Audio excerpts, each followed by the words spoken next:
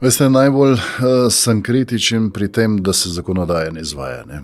In to jaz imam dolgoletno prakso, videl sem, kje policija dela, kje tožilstvo dela, kje sodišče dela. Vedno ali pa velikokrat se postavlja v javnosti, ja, pa se ne da, ni zakonodaja, ali pa zakonodaja je napisana samo za v prid storilcem. Ne sodi več, sodišča več ne sodijo v prid oškodovancem. Jaz sem pri različnih pravnih ali pa nevladnih projektih sodeloval,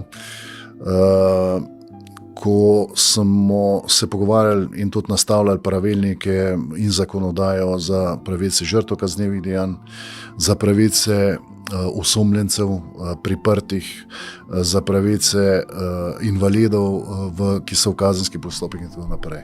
Jaz moram reči, da je zakonodaja dobro nastavljena, vse bolj se izgublja ta človečnost tistih in pa odgovornost, ki bi mogli to izvajati.